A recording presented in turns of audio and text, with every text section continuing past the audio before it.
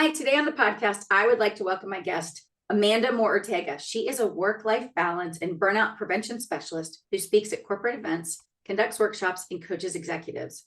She is an author of a book that's recently come out called Inward to Upward: Discover Your Blueprint for True Success and Escape the Toxic Success Trap Forever.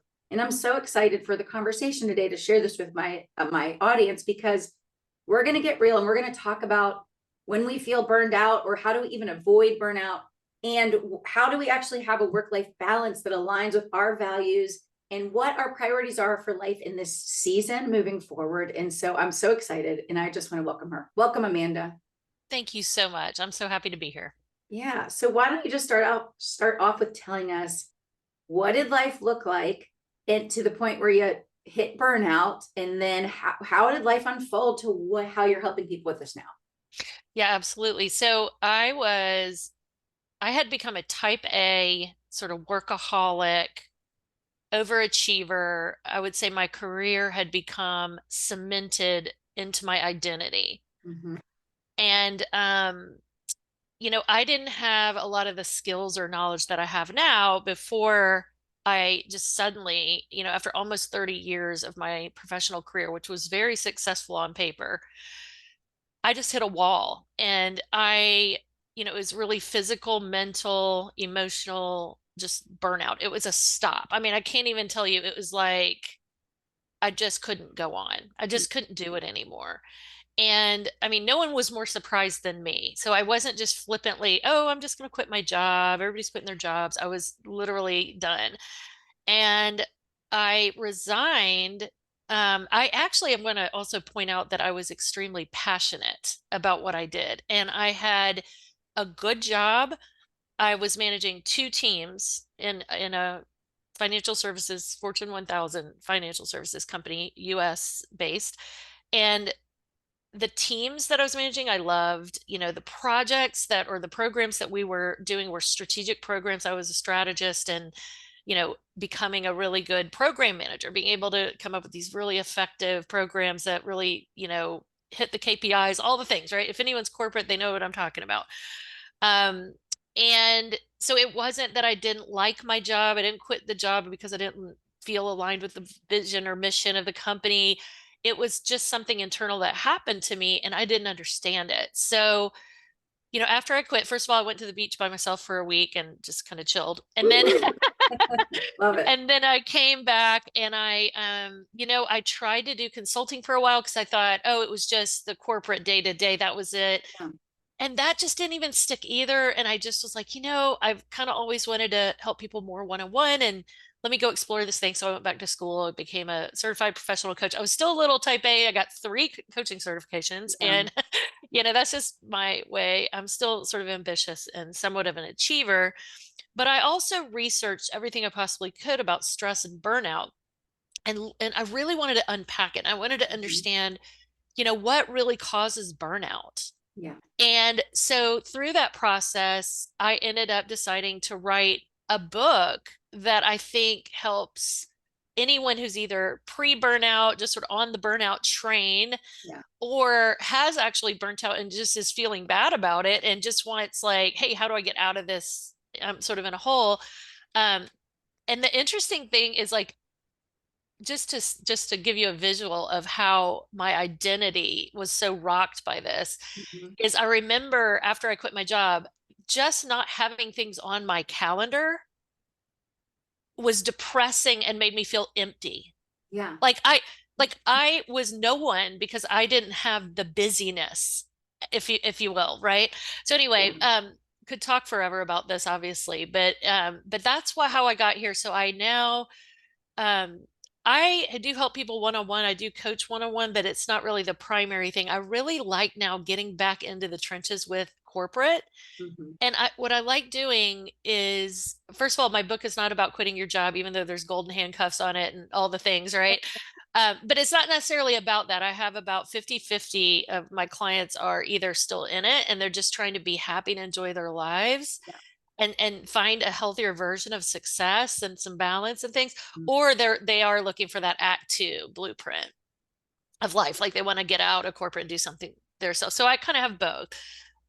But I love going in, doing workshops and speaking. And it is sort of my passion now is to kind of go back into corporate and challenge this belief that we have that chronic stress is a formula for success somehow. Mm.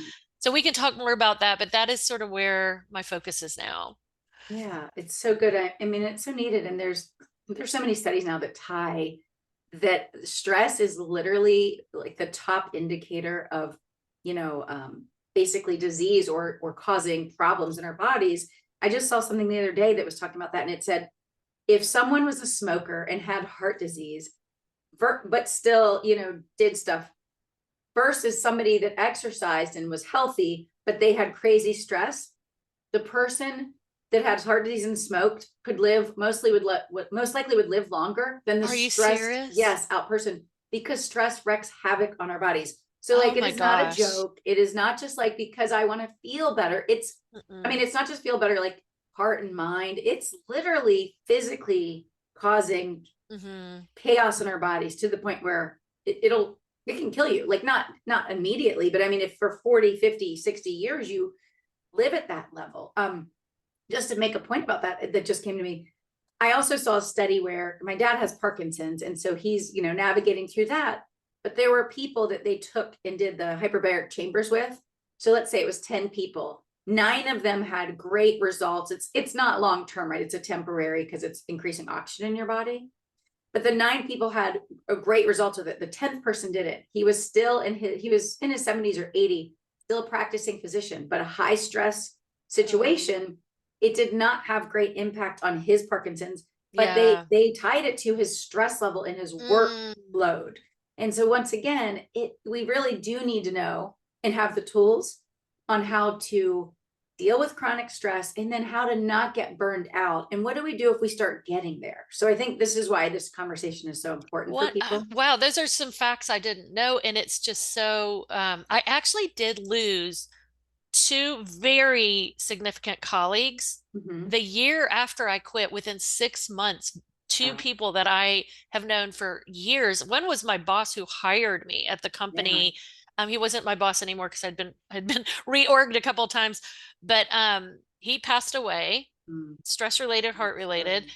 And another person that had been my client, you know, because I was in consulting before this role, he passed away too. And I thought, you know, and one of them, he used to tell me all the time, like, I'm doing this, I've got this whole retire early plan, and I'm doing this program, you know, I'm going to retire early. And I mean, look, he didn't even make it because he was Yeah. trying to plow through, you Yes. know, and it's cultural, it's a belief system that Mm. we have in our culture. Um, and just another thing about stress that I think is helpful for people to realize, and many people know this, but just hearing it again is good, is that stress is actually useful. Stress is Right. actually it is actually designed. We're designed to, it's, I think of it as a little backpack with a fuel tank in it. Right. And if we can learn to only open that backpack when we need it, so if we can just use stress as a short-term fuel, Yes. and you know, like, so it could be exciting. Some people tell me, oh, Amanda, I'm not buying this. I thrive on stress. And I'm like, well, you probably do in a short term, Right. right? But maybe you have really good stress management techniques when you're not in that short-term stress. So maybe you're fine. I don't know. But it is a fuel for success up to a point, right? Like it can, Yeah. you know, like, you know, how when we have a deadline and we're like, go, go, go. Absolutely. So there's this healthy hustle, there's this Yes. short-term use. But I think the problem is that we think it's the fuel behind our success. And we use chronic stress as a way of showing up. Hustle culture, you know, Yeah. like I don't know if you know that, like, I like coffee, Yeah. but I've actually learned that after 2 cups, you're actually increasing cortisol levels. Yeah. Hmm. And those cortisol levels are what you're talking about. That's toxin That's it. Yeah. going through our blood. It's not, it's tearing us down. And it tears Absolutely. down our vitamins we can't absorb from the food. Yeah. So you're right. It isn't intended to be long-term use. It's Yeah. not an all-day affair. Yeah. Absolutely. Well, you know, and I saw something interesting just the other day. Dr. Mark Hyman had mentioned this on online, that he said it is better to take lots of mini breaks or vacations throughout your year Mhm. than to save up and take a 2-week long vacation. they've shown, studies show even 2 weeks, separate weeks of vacation, or lots of mini, long Yeah. weekends are healthier for us. But it's that whole thing about if we keep our stress at this high level and we never go up and down, we never release or relax or have restoration, Mm-hmm. then our bodies for all that time, it's like we're saving up thinking that in 2 weeks we can restore ourselves. But that's not really how it works if we're at a high stress performing type of, environment all the time. Mm-hmm. You're absolutely right. And I think another thing that I've learned is that, and this is sort of hard to explain, or maybe I don't have the right words for it, but I'll try. So we also think we're going to be happy Yeah. later. Hmm. So what I call the toxic success trap in my book Yeah. is a thought process where we believe that success is a trade-off. And we Mhm. believe that we need to trade current day suffering for future happiness. Right. And the part that's hard to explain is we actually, in that process, train ourselves to be unhappy. Yeah. So, behaviorally, the grooves in our mind, right? Like neuroscience, right? We actually never become truly happy because we don't learn to be happy. And have you ever noticed like folks that go retire, but they've been sort of work was their life Yeah. and they don't know what to do because guess what? They didn't invest time in understanding that rest and digest. Like they didn't Right. invest in what does that look like for me? So Yes. many of us have trouble sitting still, even. I agree. I have, It's yeah. because we think we have to earn rest or we have to earn calm. And Yes. I think that is what I would love to sort of help people change is to understand that we were actually designed to default to a state of calm Yeah. and use stress as that short-term fuel and not to live in chronic stress. Yes, that Oh, is, yeah, absolutely. I have so many girlfriends and that's a struggle, right? I mean, for a lot of people I talk to about the not feeling like they should sit down or that they yeah, should take a break or that they should go get in, the word or read a book, like, or just take a nap. Like a lot of them feel like that's not okay, right? Like they're not performing, like you said. And, I've, yes, I might have been more like that, not never to that level, but I'm definitely not at this point. Like I've learned, right? And good. I've put more things in place where I'm happy to do those things because I've learned that they make me feel better, and then I can actually perform better when I take these Yes. breaks throughout my day or throughout my week. And so I think it's important that you mentioned that.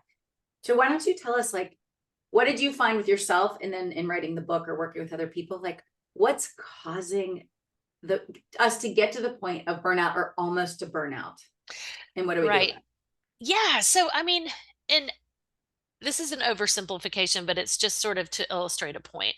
So I think what happens is maybe there was a point in our lives where we were truly who we were born to be, right? And we were, uniquely us, right? Maybe as a child.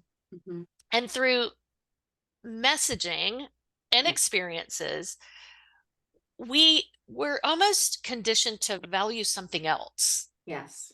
And that starts early, right? So like for me, and this isn't everyone's story. Everyone's got a different story, but my story was my parents were lawyers. So I almost don't have to tell the rest of that story, do I? But Yeah. but it was like, they were both type A achievers, I guess you could say. I mean, they were work. And my mother would say things, and I was more of a creative kid, and I was like a slower pace. I didn't move very fast. And it's so funny because Mhm. my son is so similar, and I'm like, get your shoes on, go to school. But she would say things, and think about how subtle this is. It's really loving and comes from a good place. But how subtle is this message? You could be anything you wanted to be if you would just apply yourself. Yeah. Stuff like that. And that's subtle, right? Right. But what I internalized was, oh, what I am isn't good enough.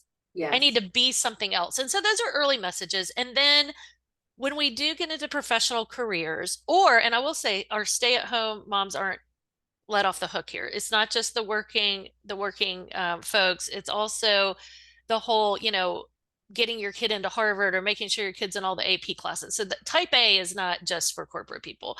Right. But when you're in a professional setting, which is my experience, what happens is it's sort of like the mouse with the lever and the pellet. You Mhm. start calibrating to another North Star Yes. because performance reviews, raises, promotions, that becomes your sort of your dopamine or Yeah. your reward system. So you Mhm. become over time, you could become trained to value something else other than who you truly are. So what Mm. happens, I think, and this is just, what I've done a lot of research on stress and burnout and what happens to us in act 1 to act 2 of life is we feel like our worth hinges on performance. Yeah. And no one really trains us to say, okay, so your worth is this and your performance is this. Right. We don't get that messaging ever. I don't know where Yeah. that exists in our culture, except you and me and some of the others who are trying to change the narrative. But we start to believe that's our worth. And that's why when I suddenly had a calendar without things on it, Oh, I felt like I didn't exist almost. I felt invisible. I felt yeah. non-existent. So I think what prevents burnout, so to say what prevents burnout is to go back and become a little bit more spiritually aligned with who you were born to be. And I like to illustrate it this way. There were billions of people born before you were born, and there are billions of people that are going to come after you. And isn't it remarkable that there are no two alike? So in this one little square foot, right, square inch, Yeah. millimeter, whatever, on the tip of our finger, there's a design that doesn't exist anywhere else. Mhm. So in the system of life, there has to be a value to uniqueness. Right. It has to be that we are born uniquely to be who we uniquely are. Mhm. And so to go back and find a safe way or safe space to rediscover who that is. Right. And so that's what I do try to do in my book is I try to provide, I was a strategist for many years and I do believe in blueprints and worksheets and things like that that really Yes. help you. So I try to provide at least a blueprint that helps guide people back to what I consider our soul values, which I think of as our innermost values. And let me clarify, we think we have a layer of values that are part of our learned identity. So like Mhm. I used to value excellence and I used to value delivery and I used to value servant leadership and I used to value all these things that were really what I would consider in the performance layer of my identity. Yes. But you almost have to take that onion layer away and get lower down deep into who you were born to be and feel your way into what are and I have that soul value assessment on my website if people want to download it as a PDF, but it's just basically it's also in the book is a long list of just words that if you could just kind of sit with that list and see what jumps out at you and go through that evaluation of do I really value that or was I taught to value that? What's my deepest value? Because like I learned to suppress my creativity because it wasn't valued by my parents and it really wasn't valued by society either. Yes. It was like, only the left-brained careers were valid. And now I'm back to valuing creativity so much that I live my life through that. And I know that my day is spent in I guess, a worthy way because I'm being me. Whether I'm being paid for it or not, I'm celebrating myself and I'm just, does that make sense? I'm showing up as my true self through this map of values. And it just becomes an easy way to know to not look at other people's acceptance and look at more like Brene Brown. I'm not going to quote her correctly, but it's something about, you know, if you show up as your true self and you don't, okay, I'm not going to say it correctly. I'm definitely ruining this, but showing up as your true self, you belong everywhere you go. That's right. And by trying to gain acceptance, you actually betray yourself, and that's a betrayal, right? And I'm trying to Absolutely. tell my kids that I have college age kids, and I'm like, please know who you truly are and just be that. And it's hard at that age, but at our Uh-huh. age, we can get there, I think. Yeah, and I think really, and that's why I think we hear a lot of people having conversations around this now. I know I have friends that are writing books about identity, right? Like when identity is pulled from under you, which it's going to happen to all of us because most of us have put our identity in something else than what you're talking about at some point. But I think it's also about it's an undoing or an unlearning because most of us have Yes. 5, 10, 20, 30, 50, how many ever years of baggage of all these things, because my story is very similar to yours in the sense of when I was young, like early teens, I would write poetry, like I did all these creative things, but it was secret. Like I didn't share it with anybody. And then in college, I was really interested in like ethics and faith and all these things. I mean, yes, I guess that was out there because I was in class with people, but it was like, it was still tamped down. And then I went into a job that was in like online tech and marketing and all these other things for 20 plus years. And I'm really good at it, but it's my zone of excellence. It is not my zone of genius or where I think God designed me to be. Yeah. So I had to undo this stuff.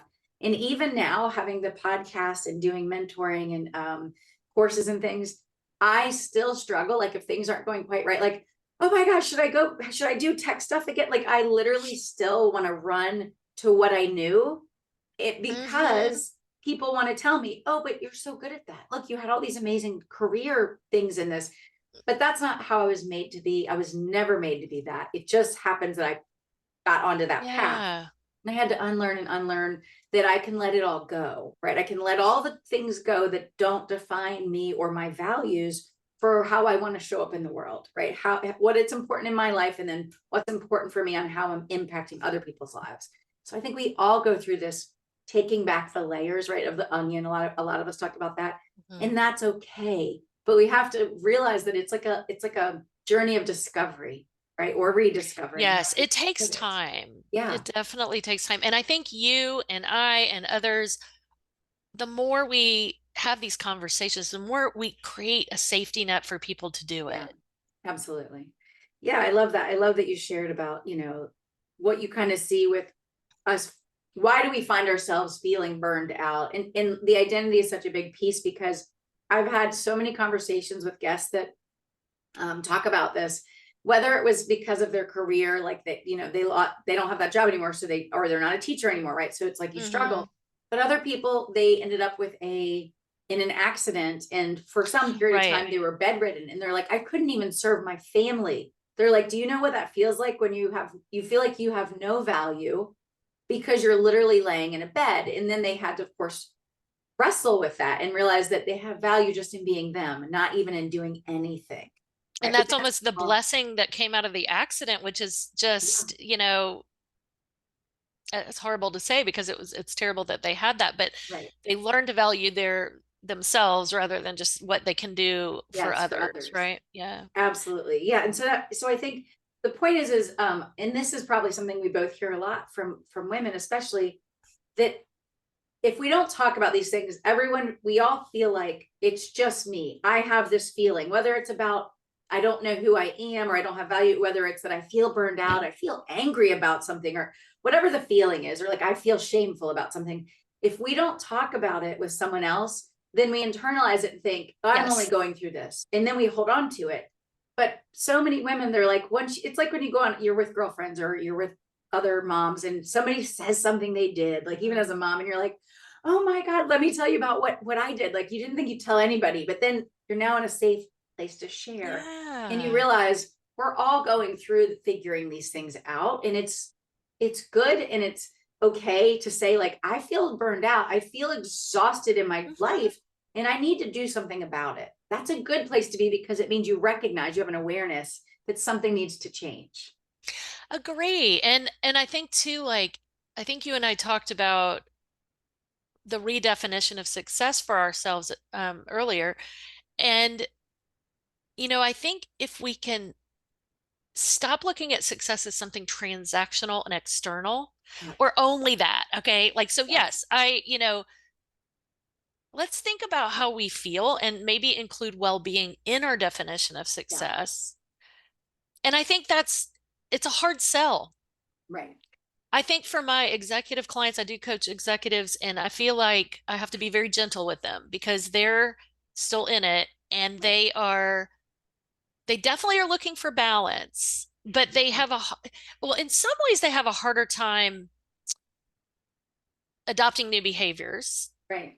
But I'll tell you what I've found is that sometimes I feel like they're the easiest clients to work with because I work with experiments. I'm kind of tired of goals, I'll tell you. Right. I feel Yep. like we could dig a hole with goals and forever and oh, I achieved my goal, like that's the doing part of our lives, right? That's right. So what I try to work with is experiments because our brain does love evidence, and Yeah. evidence is a fastest track to change is when Mhm. we can experience something firsthand. Yeah. So corporate clients are great because they have that challenging upcoming meeting on their calendar. They can say, that's the petri dish for this week. That's where I'm going to practice calm presence instead of internalizing, ruminating, beating myself up, criticizing myself internally. So becoming aware of our thoughts, you can stay in it and Yeah. still, you don't have to run from it necessarily. And I had to, just because I hit burnout. Yeah. But Well, yeah. and well, yeah. So let's talk about mindfulness Mhm. for a couple of minutes because I just started reading the new book by the psychologist George Mumford. So I couldn't get that out there. It's called Unlocked, I think. It's yeah, Unlocked. But he basically helps all different people, high level executives, but like pro NBA players, like all different type of people. So he's worked with Jordan, Kobe, like all these people. Wow.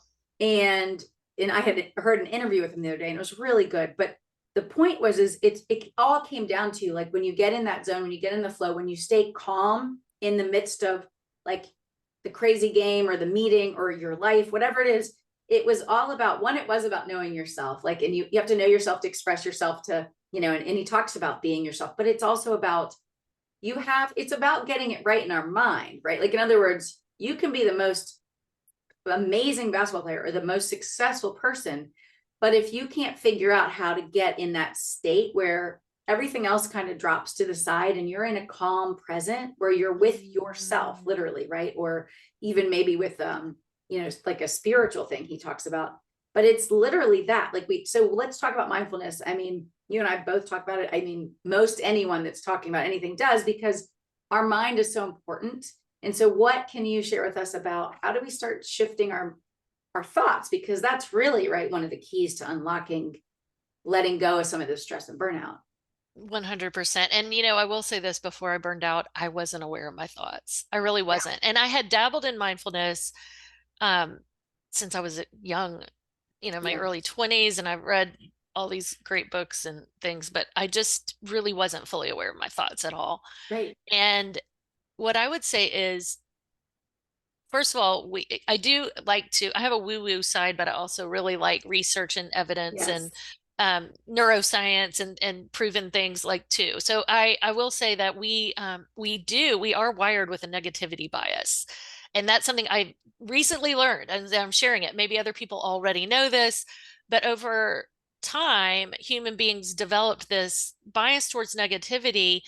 It was probably a survival benefit of some kind, like, oh, let me fear that the berry is going to be poisonous so that before I taste it, Right. or something like that. But we are wired towards negativity. That's why gratitude practice is really important to see. We lose awareness of what's good and what's working for us. And so much more is actually good and working for us Right. than is bad Yeah. in life, but we don't see it because we tune it out because we're narrowly focused on the problem. So that's one thing I've learned. I think the negativity, I call it the negativity undertow, but it's almost like our operating system has a virus. Yes. And it's almost like negativity it's almost like our survival messaging is trying to protect us, but it's so skewed negatively that it prevents us from taking healthy risks or experience healthy success or sitting still for a minute Right. and just not being doing, like, but that's our sort of our. So I just finished a neuroscience class, and they talked a little bit about like the fear center. It's not just one spot in our brain, it's also how chemicals run through, but Mhm. it's where we're operating out of our fear center. And I'll try to make this really quick because it's obviously neuroscience is complicated, but it's then there's this higher mind that we can actually shift to. And so Yeah. Eckhart Tolle calls this watch the thinker. And Right. I feel like it's the best thing I can gift someone is this. I call it the self-coaching technique.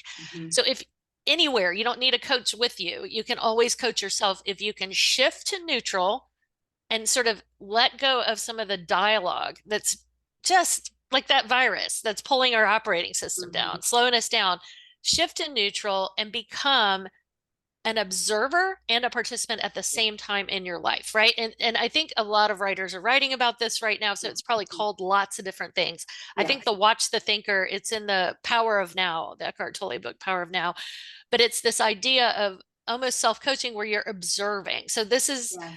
I don't know, I hope this isn't too complicated to explain because it is a practical technique, even though it may not sound like it.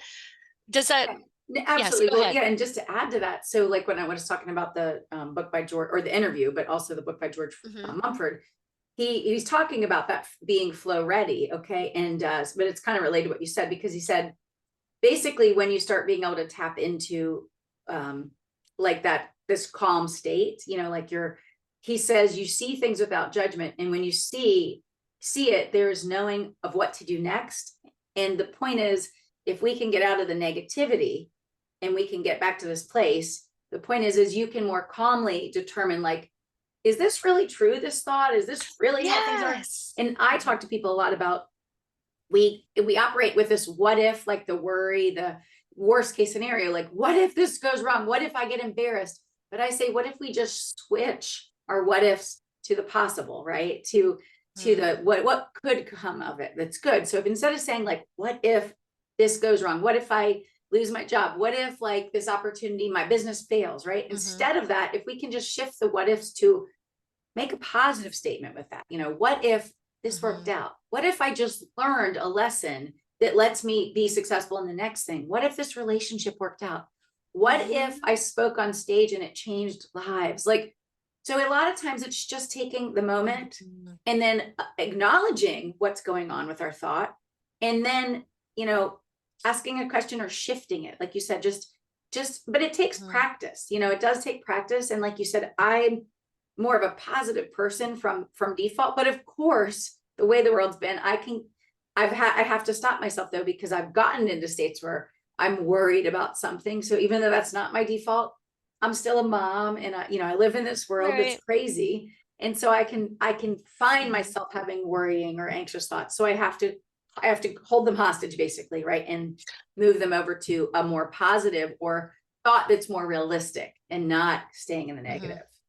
Well, and I love that you're explaining it probably much better than I tried to. It is weird because we're talking about the inside of our brains and like chemistry, but I'll say this to your listeners as well, is when you practice this in a challenging situation, rather than, so what we're doing is we're work, stress, pocket of rest, go to a yoga class or have a glass of wine, right? Yeah. We're trying to live that way. What we really need to switch to is rest, pocket of stress. I know that sounds counterintuitive, but that's how we were actually designed. So I think that for those who don't believe that or think, how could I possibly live a rest-based life? Try it. So evidence-based learning is the way we really learn. That's where our brains actually will stop being so afraid, is go try it. So like the next time everyone around you has their pants on fire, like at work or wherever, if it's not really a fire and you're not really rescuing people out of a fire, there's not a real emergency, but everyone take a step back, take a deep breath and say, stress is contagious. I just heard that on a podcast. What if I slowed way, way, way, way down and became an observer right now? I'm not avoiding, I'm not being avoidant. I'm actually a part of everything, but I'm noticing, and I'm noticing whether stress is necessary right now or not. And are people, and what if the world doesn't fall apart if I pull myself out of it? What if I for a moment just nod and support everyone in their stress and try to be a good leader or coach or whatever, and then let the storm pass? And what if the world doesn't fall apart if I did that? Guess what? That's going to be the first time you believe rest is best. Yeah. Because you're going to have tried it. Yeah. Absolutely. And there's two things I wanted to add to that. The first is, that's why they talk about breathing techniques, and that you literally can breathe for 1 minute or 2 minutes, right? Taking the deeper breath in, or 2 deep breaths in, holding it, and then breathing, exhaling it out. It literally takes the stress level down in your body. So even if you only have 30 seconds or a minute, you can learn, and I can't remember some of the names off the top of my head of the breathing techniques, but you can learn how to breathe, and it actually lowers your stress level. So that's something that you can apply immediately, if you go look that up. The other thing is, I just saw recently another data point that said after working 4 hours, you actually, if you take a little rest or go on a walk outside, but you disconnect from what you're doing because you've had 4 hours of focused work, go take a break, rest yourself. You come back and you actually have a way more productive, 4 more hours in you. But if you never take that break, those last 4 hours are not going to be so productive. And you're just, in other words, you're going to max out. So we actually have to rest if we want to be actually productive and performing when we are working or when we're doing something focused, right? Like a whatever it might be. You're so absolutely right. And one of my new sort of ventures that I feel called to is called Calm Leadership, because guess what? A lot of people listening right now are like, that sounds great, but my boss, if I went Right. out on a walk or if I said I need a nap in the middle of the day, my boss would definitely not approve of Yeah. that. So if we could possibly get to leaders Right. and teach them some of the things you're saying here, because they set the energy and tone of the organization, of the work culture. Absolutely. And so if we have stressed out bosses, which we do, of course we have stressed Yes. out bosses, because when you get promoted, your stress level increases by 10%. So we have, and anyway, so there's getting to the top is one of my goals, getting Mhm. the leadership to believe in balance Yeah. wholeheartedly, because if everybody's running around and everything's fear-based, then guess what? Your performance metrics are also fear-based. Yeah. And we're all calibrating to this fear-based nonsense. Yeah. And we really, anyway, so it's just, yeah, it's a calling. Sorry. Okay. Yeah, no, I think you're so right. And absolutely, it's a culture, right? It's like, what is the culture that the companies are setting if you work for a corporate or a company? And, here's the thing I'd say to you though, if you're someone that works in that kind of company, and I get it, if you work on an assembly line, you can't just leave your assembly post during your work hours, you will get fired, right? Like, so it depends on your job. But if you're like a lot of people where you work, you're sitting at a desk or you're on a computer most of the day, I would say that many of your jobs, you can at least get up and take a 5-minute break. Go outside and breathe in fresh air, see the sunshine. Go on a walk because you can take a call on the walk, True. right? Or a meeting. So I would say that I think we have a lot of jobs, not all, have a lot more leeway, but we're scared to try it or to ask. Instead of saying, no, you know what, I need to stretch my legs. I'm going to take my next call on a walk around the office. I Yeah, think we're scared to say that. I think we're I scared think to so do it. too. And so Yes. I And would I just think, challenge people to be more willing to ask for what you need. And I'm sorry, but if that keeps you at the job longer and you're happier, you're going to perform better. They're going to want you to go take more walks. right. And normalize it, right? And I think our subconscious gets a chance to work through some of the stuff while we're on a walk or doing the Absolutely. dishes or something. We're actually working while we're walking, even if we're Yes. just letting our subconscious do a little bit of the heavy lifting. Yeah. So there are a lot of healthy balance techniques that we just, as a culture, I think we all just need to take one little experiment and try it. Like, let's just get out of our fear center, Absolutely. and quit this hustle culture. And I think COVID helped because it slowed us all down. But Right. now a lot of people are still left like, what does my new, Right. normal look like? We're Yeah. still not really with a good, solid idea of what new normal looks like. But if we can make it this, if we can make it success, including well-being and not excluding well-being, Yes. not a trade-off, not a trade-off, Mhm. then we can So, actually come out of COVID on, ahead. so true. So tell me, what would you just want to share with listeners to Okay. encourage them in their lives, to really take to heart all the things we've already been talking about, but how would you like to just wrap it up with what you'd like to share with them? I think what I would say is wherever you are on your journey, little tiny steps. If it feels like really hard to make a change or you feel afraid to make a change, if you can break it down into a much smaller step and take a safe little step in a certain direction and then observe, just start tapping into your own feelings and your own thoughts. I feel like we've always been told thoughts are valid, feelings aren't. And I actually even almost believe the opposite now, because I think thoughts can get us more in trouble than Yeah. feelings. And I think just feeling forward and thinking about success is not like what we have or what we accomplished, but also how do we feel? Yeah. Maybe what that'll help us challenge our definition of success. Mhm. Start questioning that. Yeah. Absolutely. Yeah, I love that. And it's funny, just to add on to that real quick. I have been hearing now, more recent, that we keep thinking that when we hit a destination or we hit something like, I made X dollars, I got the job, I found man or woman or whoever I mean, depending on who Yeah. the audience is. But the problem is those things actually don't bring us joy or happiness. They don't bring us, it's actually in you deciding to show up for yourself and to take action. That's where you find the fulfillment, right? And of course, I would say, we find more joy in things. For me, it's in my faith, but truly though, it's and I hate to say it's in the journey, but it's actually in the process that we can experience actually what we're looking for. But we keep thinking that it's when we get to a certain place, we can celebrate the win. But if we're celebrating now, that is actually where it's at. And, I love that a lot more women are talking about this now, Me but too. it's not when you make $1 million or $50 million or $50,000, whatever the number is for you. It's not when you get the promotion, because guess what? People with the most money and the most career success, that doesn't mean they're happy. It's because it's not about that. It's about the people, and it's about the moments, and it's about what you're making of your life in the moments. So I just remind people that if we focus on that, like you said, and less about achievement, from what the culture is telling us, that's where we find, this contentment, if you will, this fulfillment. I love it. Yes. And what does success look like in your heart when nobody's even looking and nobody can actually give you a trophy for anything? Exactly.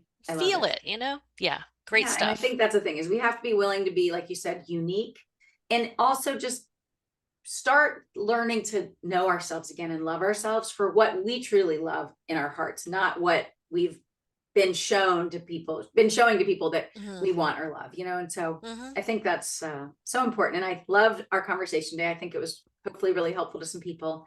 So Amanda, tell us, how can people find out more about your book and all the things that you do with people? Yeah, so I've been on Instagram. I'm 53, but I'm on social media trying to do the best I can. My kids think some of my stuff is cringy, but they're not my target audience. Right. But I'm on Instagram. It's at Beyond Balance _coach. My business is called Beyond Balance Coaching. And the book is Inward to Upward: Discover Your Blueprint for True Success and Escape the Toxic Success Trap Forever. And that is on Amazon. So if you just want to search Inward to Upward there, or there's also inwardtoupward.com is a little website there. Actually, there's a soul values assessment download that if people want to do that, it's also in the book. It gives you the URL for that. But yeah, if you just want to follow me on Instagram, I'm always playing around with different content, failing forward, just trying new things. So I'd love to connect with everyone there. Well, thank you so much for coming on and joining us today and helping or talk about stress and burnout and just having more well-being in our lives. Wonderful. Thank you so much for having me. Thank you. All right.